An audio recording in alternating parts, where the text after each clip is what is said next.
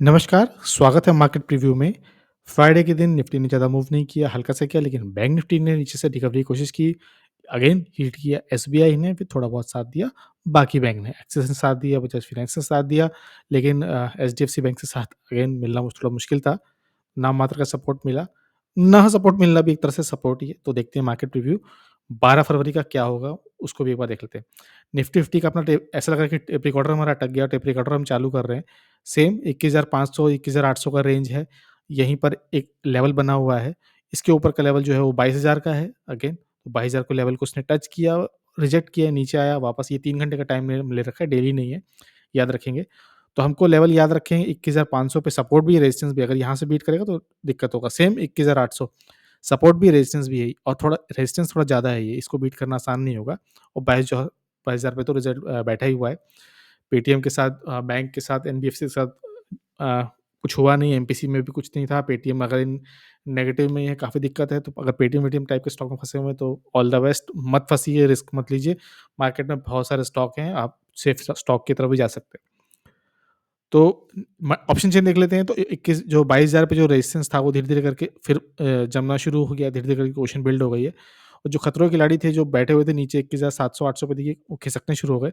Market नीचे जाते ही खिसक जाता है। 21,500 पे आपको ज़रूर मिलेगा, फिर आपको लॉन्ग टर्म में 21,000 पे आपको अगेन वो सपोर्ट मिलेगा। तो याद रखिए 21,000 21,500 सपोर्ट है, 22,000 21,800 दोनों रेजिस्टेंस का काम करेंगे। अभी भी यहाँ पे अच्छा ऑप्शन चेन बिल्ड है। निफ्टी बैंक में देख लेते हैं। अगेन निफ्टी बैंक में हमने डिस्कस किया था कि अगर आपको बाइंग करनी है निफ्टी बैंक से रिलेटेड इंडेक्स में, ईटीएफ्स में, तो आपको इस ज़ोन के आसपास देखना है। यही 200 डेमा है। अगर मैं यहाँ पे 200 डेमा लगा दूँ, मूविंग एवरेज लगा दूँ, तो 200 डेमा आपको यहीं मिलेगा। इसी के पास आके इसने पहली बार भी सपोर्ट लिया था, इस बार भी सपोर्ट लिया। तो अगर हम इसको देखें तो काइंड ऑफ देखिए यहाँ पे इसने डबल बॉटम बना दिया है। जो अगला जो बॉटम बना है वो ऊपर है। ये एक पॉजिटिव मोमेंटम होता है। देखिए अगर मैं आपको ड्रॉ करके दिखाऊँ इस तरह से डबल बॉटम, तो ये होता है कि यहाँ फ्लैट है, दोनों ऑलमोस्ट बराबर है, लेकिन इस तरह का जो डबल बॉटम होता है, ये काइंड ऑफ अप ट्रेंड को दिखा रहा होता है कि जो अगला जो लो है वो हाई बना है। तो बहुत ज़्यादा तो नहीं, लेकिन हाँ, थोड़ा-सा पॉजिटिव ज़रूर है। अ, अगर हो सकता है बैंक में ऊपर जाए, एसबीआई वैसे भी ज़बरदस्त तरीके से मूव कर रहा है। एलआईसी के रिजल्ट भी हमने देखे, काफ़ी अच्छे आए थे, तो हो सकता है कि थोड़ा-थोड़ा मूव करे, bank Nifty financial sector move करे, तो 46 471 यहाँ पे जाने के चांसेस हैं। तो हो सकता है कि अब बैंक निफ्टी लीड करे और बैंक निफ्टी के कुछ कंपोनेंट्स साथ दें। एसबीआई हम पहले देख चुके हैं, ज़बरदस्त तरीके से मूवमेंट है। एसबीआई जैसे स्टॉक में हमने 20-30% बना लिए, ज़बरदस्त तरीके है। लॉन्ग टर्म पे टारगेट इसका 750 है, उसके आस-पास पहुँच चुका है। अगर आपका टारगेट मीट किया गया हो, आपकी एनालिसिस ठीक बैठी हो, एग्ज़िट करिए, आगे का प्लान करिए। कोई देखिए कोई ज़रूरत नहीं कि आपको इसमें बने रहना है, आपको अपना टारगेट देखना है, इंटेंट देखना है और फिर देखना है। इसी के साथ रिलेटेड बैंक जैसे कोटक महिंद्रा बैंक, इसमें भी रिकवरी आने के चांसेस हैं, क्योंकि ये भी अपने लॉन्ग टर्म सपोर्ट पर आ गए हैं। अगर आप इसको ड्रॉ करोगे इस तरीके से, तो यहाँ पर एक सपोर्ट है, इसके नीचे भी सपोर्ट है, तो आपको ध्यान देना है। सेम कहानी एक्सिस बैंक के साथ भी, सॉरी। तो एक्सिस बैंक में भी देखिए यहाँ पे एक रिकवरी आ गई है, इस लेवल पे एक सपोर्ट था, वहीं से आके इसने रिकवरी की, कर सकता है। और एक्सिस और आईसीआईसीआई दोनों बैंक जो हैं, वो एक तरह से ट्विन बैंक की तरह चलते हैं, तो आप उनको भी ध्यान में ज़रूर रखेंगे। आरती इंडस्ट्रीज़ देख लीजिए, मार्केट में रिज़ल्ट अच्छा था, इम्प्रूव्ड रिज़ल्ट था, याद रखिए इम्प्रूव्ड रिज़ल्ट था। जहाँ स्पेशलिटी केमिकल्स के ऑपरेटिंग प्रॉफिट मार्जिन नीचे जा रहे थे, इन्होंने क्वार्टरली बेसिस पे इम्प्रूवमेंट शो किया, मार्जिन भी किया है। तो नीचे ओपन होने के बावजूद इसमें देखिए वॉल्यूम देखिए कितनी भयानक है, और 4% ऊपर भी आया है, लेकिन अगेन हमारा टारगेट जो है वो डेली नहीं, हम इसको वीकली बेसिस पे देख रहे हैं। और ये हायर हाई अपनी अगली जर्नी बनाएगा। इस लेवल पर याद रखिए 690 700 का लेवल बीट करना आसान नहीं होगा, एक बार बीट कर देगा तो फिर अगले अपने हाई के लिए जाएगा, जो कि 884 के पास है। तो आप अपनी एनालिसिस करके ज़रूर देखिएगा, याद रखिए कोई बाय सेल कंडीशन नहीं है। आईक्यू के रिजल्ट आए थे, हमने डिस्कस भी किए थे, काफ़ी घटिया रिजल्ट आए थे, 12% की फटकार लगी। क्वार्टरली मैं देखने की कोशिश की, इनकी इन्वेस्टर्स प्रेजेंटेशन ऐसा कुछ भी नहीं लिखा है, इनको खाली सेल्स की डिमांड आ रही है। दिवाली वाले क्वार्टर में सेल्स की डिमांड नहीं होना अच्छी बात नहीं है, अच्छी धुलाई हुई। अब जब तक ये स्टेबल नहीं होता तब तक हम इसको ध्यान देखेंगे, अवॉइड करेंगे। एलआईसी को हम देख चुके हैं, थोड़ी प्रॉफिट बुकिंग है रिजल्ट के बाद, देखिए बनती भी है। अगर आपका स्टॉक नीचे से डबल हो चुका है, अगर आप देखोगे ये 500 के लेवल के ऊपर से गया था, 540 के लेवल से, तो वहाँ से स्टॉक डबल भी हो चुका है। अगर आपने 600 पे बाय किया तो ऑलमोस्ट हो गया है। तो थोड़ी बहुत प्रॉफिट बुकिंग बनती भी है। अगर आपने प्रॉफिट बुकिंग नहीं की तो फिर क्या फ़ायदा? नोशनल गेन, नोशनल लॉस का कोई भी फ़ायदा नहीं है। आप देखते रहिए, कागज़ पे ₹100 लिखिए और आप 100% गेन लिखिए, उसको मिटा दीजिए, कोई इसका मतलब नहीं। जब तक आप थोड़े-थोड़े टाइम पे प्रॉफिट बुकिंग नहीं कर रहे हो। तो अगेन राउंडिंग बॉटम का ब्रेकआउट था, अगेन 1200 के आस-पास टारगेट था, ऑलमोस्ट उसके पास जाके प्रॉफिट बुकिंग हाई बनती हुई है, थोड़ा दिन और कंसोलिडेशन कर सकता है लेकिन रिजल्ट अच्छे आए, फिर एक नेक्स्ट जंप आ सकता है, तो आपको नेक्स्ट जंप के लिए रेडी रहना है। अगेन अगर आप इसी चार्ट देखोगे ना तो अभी हम पारस डिफेंस का भी हम देखेंगे तो आपको ध्यान रखना है कि रिजल्ट के बाद नीचे गिरा, संभला, ऊपर आया और फिर देखिए नीचे। ये चार्ट याद रखिएगा, आगे चल के हमको और भी काम पड़ेगा। देवयानी रिजल्ट्स हमने देखे कि काफ़ी वीक थे, रिजल्ट खराब थे। बहुत लोगों ने उसको इंक्लूड नहीं किया है जिन्होंने केएफसी में परचेज़ किए थाईलैंड में, उसकी वजह से इनकी पिटाई हुई है। मार्केट में अच्छी रिकवरी आई है, मेरा सेल बाय ऑर्डर लगा ही नहीं, बहुत फ्लक्चुएशन थी। बट अगेन मैंने इस लेवल पे एक एक चंक ज़रूर इन्वेस्ट किया था, वो ये लेवल नहीं था, इसके ऊपर था, वो एक दिन प्रीवियस का लो मैंने क्लोजिंग के टाइम परचेज़ किया था। रिकवरी आई अच्छे से नीचे था, ऊपर रिकवरी आई।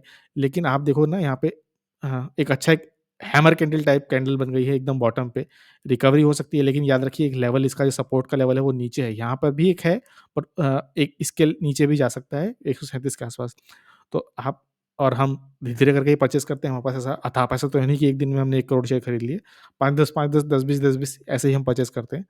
तो अगेन इस लेवल पर अगर कल ये थोड़ा-सा नीचे आया गैप अप होने के बाद हल्की-सी आई तो मैं इसमें फिर इन्वेस्टमेंट करूँगा और मेरे पास एक चंक अवेलेबल है 135 के आस-पास बाय करने के लिए। तो मैं ऊपर जाने के पूरे-पूरे चांस है देवयानी में, तो आप इसको ज़रूर ध्यान देना क्योंकि ये देखिए रविकांत जयपुरिया ग्रुप की है, वीबीएल की तरह उनको कंपनी चलानी आती है, मैनेजमेंट बहुत अच्छा है। अब भाई क्वार्टरली रिजल्ट देख लेते हैं, सबसे शुरुआत करते हैं पारस डिफेंस से। पारस डिफेंस के रिजल्ट्स फीके आए हैं टू बी ऑनेस्ट। क्वार्टर-क्वार्टर भी डिक्लाइन देखिए सेल्स में आपको जो थोड़ी बढ़ती हुई दिख रही होगी क्वार्टर-क्वार्टर ईयर ऑन ईयर लेकिन उतनी बड़ी नहीं है जितना प्राइस मल्टीपल है 92 के पीई पे काम कर रहा है, बहुत ही हाइली प्राइस्ड है। अगर आप देखोगे एबिडा में तो क्वार्टर-क्वार्टर डिक्लाइन है, ईयर ऑन ईयर भी डिक्लाइन है, नेट प्रॉफिट में भी देखोगे ईयर ऑन डिक्लाइन है। देखिए, मैं फिर से एक बार रिपीट कर देता हूँ, पारस डिफेंस, ज़ेन टेक्नोलॉजीज़ अभी हमने एक और डिस्कस किया था, आइडिया फोर्ज टेक्नोलॉजी ये जो है ना, ये डिफेंस ये ऑर्डर बेस पे चलते हैं। किस दिन ऑर्डर अच्छा आया, अच्छा ऑर्डर एग्ज़ीक्यूट किया, पैसा आया और जब ऑर्डर नहीं आया तो नहीं आया। इसको हमें हमेशा ध्यान रखना है कि इनके रिज़ल्ट्स कंसिस्टेंट अगर आप ढूँढ रहे हो तो नहीं मिलेंगे। कहाँ 3 था आप देखो, फिर देखिए 30 करोड़, फिर 6 करोड़, 15 तो हमेशा स्कैटर्ड रिज़ल्ट्स ही मिलेंगे। अगर आप स्कैटर्ड रिज़ल्ट्स कम-ज़्यादा नहीं आप एक्सेप्ट कर सकते, तो प्लीज़ ऐसे स्टॉक्स में मत इन्वेस्ट करिए। बेटर स्टेबल स्टॉक्स में इन्वेस्ट करिए, बैंक्स में इन्वेस्ट करिए, स्टेबल रिज़ल्ट्स आते हैं, घटिया रिज़ल्ट्स होने के बावजूद भी स्टेबल रहते हैं। इतना बड़ा अपवर्ड डाउनवर्ड मूवमेंट नहीं आता है। स्मॉल कैप्स में वैसे भी रहता है, बट डिफेंसिव में ऐसे भी रहेगा क्योंकि इनका जो मूवमेंट है वो ऑर्डर बुक बेस्ड पर है। याद रखिए ऑर्डर बुक बहुत बड़ी चीज़ होती है डिफेंस कंपनीज़ के लिए। तो यहाँ पे इनको सबसे बड़ी जो मार है ना वो आपको दिख रही है ऑपरेटिंग प्रॉफिट पे। लास्ट क्वार्टर में आप देखो तो 27% का ऑपरेटिंग प्रॉफिट मार्जिन था। यहाँ पे देखिए लास्ट दिसंबर में देखिए, दिसंबर में 25 परसेंट का ऑपरेटिंग प्रॉफिट मार्जिन था, 21% हो गया। क्लियरली एक्सपेंस बढ़े हैं, अगर आपको देखने की जरूरत भी नहीं है, सीधा आप एक्सपेंस पे करो तो आप देखोगे कि मटेरियल कॉस्ट जो है वो 43.41 से बढ़ के 47% पर आ गया। 4% का तो सिर्फ इनका मटेरियल कॉस्ट ही बढ़ा है, तो ऑब्वियस सी बात है कि इनके प्रॉफिट मार्जिन पे डेंट पड़ेगा ही। सिमिलरली प्रॉफिट बिफोर टैक्स और नेट प्रॉफिट में ही पड़ेगा। इन्वेस्टर्स पे भी आप एक बार नज़र डाल लीजिए, स्टेबल है, प्रमोटर ने कुछ पोजीशन लिए, पब्लिक बहुत ज़्यादा पोजीशन लेके बैठ गई है, ये बात हमको ध्यान रखनी होगी। एफआईआईज़, डीआईज़ का इतना पोजीशन नहीं है, लेकिन इसमें इंडिविजुअल पब्लिक में भी ऐसे बड़े लोग हैं, उन्होंने भी बाय कर रखी है, बट पब्लिक के पास काफ़ी ज़्यादा है। तो मैं इनका रिज़ल्ट देख रहा था, मैं एक तो सरकारी बैंक की तरह सरकारी कंपनीज़ की तरह ही क्यों ट्रीट कर रहे हैं मुझे पता नहीं, रिज़ल्ट आए हुए 3 दिन हो गए हैं, अभी तक इन्वेस्टर प्रेजेंटेशन नहीं आई। मैं पर्सनल लेवल पे डिसअपॉइंटमेंट था। क्यों? क्योंकि आपको ऑर्डर बुक पता चलेगी। फिलहाल मैंने जो इन्होंने मीडिया रिलीज़ दी है उसमें कुछ कहीं भी ऑर्डर बुक का मेंशन नहीं है। पर आप कॉस्ट ऑफ मटेरियल कंज्यूम दे सकते हैं कि 30 सितंबर यानी लास्ट क्वार्टर में जो उनका मटेरियल था वो 2574 करोड़ था। वहाँ से बढ़कर अब हो चुका है 4607 तो दुगुना का इफ़ेक्ट पड़ चुका है इसीलिए इनकी ऑर्डर बुक भी ऑर्डर बुक बोल रहा हूँ सॉरी ऑपरेटिंग प्रॉफिट मार्जिन पे इफ़ेक्ट पड़ा है क्योंकि मटेरियल ज़्यादा है। लेकिन इन्होंने अगेन इनको इन्वेस्टर प्रेजेंटेशन देनी चाहिए जब तक हम देखेंगे नहीं हमें पता कैसे चलेगा। चार्ट्स देख लेते हैं। अगर आप डेली बेसिस पे चार्ट देखोगे तो काइंड ऑफ एक राउंडिंग बॉटम बनाया हुआ है, लेकिन जो ये लास्ट का प्रेशर है शायद ओपन मार्केट में रिजल्ट आए थे मैं श्योर नहीं हूँ। तो ऊपर जाकर गैप अप ओपन होकर भी देखिए नीचे क्लोज़ हुआ है, तो एक एक नेगेटिव चीज़ है। अगेन लेकिन जैसे अभी हमने एलआईसी का चार्ट देखा था, मैं फिर से आपको दिखा देता हूँ। इस तरह का चार्ट है। अगर आप पारस डिफेंस के चार्ट को डेली से हटा के आप वीकली बेसिस पे कन्वर्ट कर दोगे तो आपको काइंड ऑफ एग्ज़ैक्टली नहीं बट काइंड ऑफ वैसी फील आएगी। लिस्टिंग के बाद से लगातार नीचे, उसके बाद संभला, फिर एक बार नीचे, फिर ऊपर और अब ऊपर जाने की तरफ। मैं एक बार फिर एलआईसी का चार्ट खोल देता हूँ, आपको सेम इस तरह का पैटर्न देखने को मिलेगा। यहाँ पे कुछ इन्वर्टेड हेड एंड शोल्डर के बेसिस पे ट्रेड बनता था। तो पारस डिफेंस में भी अगर आप देखो तो एक इन्वर्टेड हेड एंड शोल्डर के बेसिस पर एक ट्रेड बनता है, टेक्निकल बेसिस पर। याद रखिएगा टेक्निकल बेसिस पर बात हो रही है। तो मैंने कहाँ परचेज़ किया था? मैंने अभी आपको एक डबल बॉटम पैटर्न की एक बात बताई थी। जो डबल बॉटम पैटर्न इस तरह होते हैं, वहाँ पे आपका जो हाई होता है, लोअर हाई वो ऊपर होता है। तो एक चंक मैंने यहाँ इन्वेस्ट किया था, एक चंक मैंने यहाँ इन्वेस्ट किया, फिर मेरे को मौका नहीं मिला, फंड की भी कमी है। तो फिलहाल मैं 50% गेन पे बैठा हुआ हूँ और मैं ढूँढ रहा हूँ कि अगला मौका कब मिलेगा। तो अगर ये नीचे कहीं आता है इस लेवल पर, अगर 686 के लेवल पर आता है, तो बहुत अच्छा लेवल हो जाएगा, हमको इस बात का ध्यान रखना है। पैटर्न क्या मिल रहा है? अगेन हमको इन्वर्टेड हेड एंड शोल्डर मिल रहा है, सिमिलरली कुछ मिल रहा है। अगर आप एक यहाँ से मैं एक हॉरिज़ॉन्टल लाइन लूँ और हॉरिज़ॉन्टल लाइन को प्लेस कर दूँ मैं कुछ यहाँ पे, तो हमको यहाँ देखने को मिल रहा है 690 के आस-पास, 680 690 ये आप लेवल मान लीजिए। इस लेवल पर हमको एक, अगर ये रिज़ल्ट खराब होने के बावजूद यहाँ पर आ गया, वॉल्यूम हमको रेड में दिख रही है वॉल्यूम बार्स, तो आ सकता है 680 से 690 के बीच में रहेगा तो मैं इन्वेस्ट करूँगा। अगेन ये कोई बाय सेल रिकमेंडेशन नहीं है। आपको अपनी एनालिसिस करनी है, उसके बेसिस पे करना है। बहुत ही वोलेटाइल स्टॉक है, ऑर्डर बुक मेंशन ही नहीं है कहीं, तो हम सिर्फ गेस वर्क कर सकते हैं कि ऑर्डर बुक अच्छी है, खराब है, या कंपनी अपना मंडे को किसी चैनल पे आके इंटरव्यू दे दी तो देखेंगे। टारगेट क्या रहेगा हमारा? सिमिलरली इसी तरीके से रहेगा हमारा, और आप इसी लेवल पे आप यहाँ पे इसको नेकलाइन मान के आप यहाँ से प्लेस कर दोगे। इसी लाइन को हम अगर क्लोन करके हम ऊपर पेस्ट कर दें तो हमको दिख जाएगा कि इसका टारगेट क्या है। मेरा टारगेट फिलहाल जो इसका आईपीओ में जो उसने हाई बनाया था, उसके आस-पास ही जा रहा है, 1200 के आस-पास।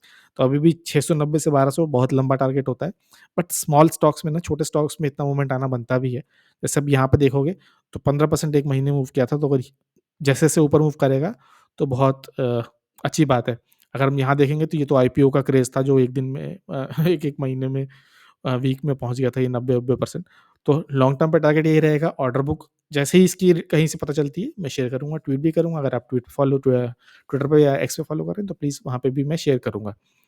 इसके बाद दूसरा रिज़ल्ट देख लेते हैं, एक highly rated mid cap company, इसका नाम है जीएमडीसी। अब अ, रिज़ल्ट देखेंगे इसके तो ये भी अच्छे नहीं है। देखिए क्वार्टर-क्वार्टर बेसिस पे ज़रूर आपको सेल्स बढ़ती हुई दिखी, लेकिन ईयर ऑन ईयर देखिए तो काफ़ी खराब चल रहा है। सितंबर इनका क्वार्टर अच्छा रहता भी नहीं है, मानसून के से इनको इफ़ेक्ट पड़ता है। बेसिकली लिग्नाइट माइनिंग में है, बेसिकली माइनिंग इंडस्ट्रीज़ में, अब तो विंड और सोलर में भी आ गए हैं।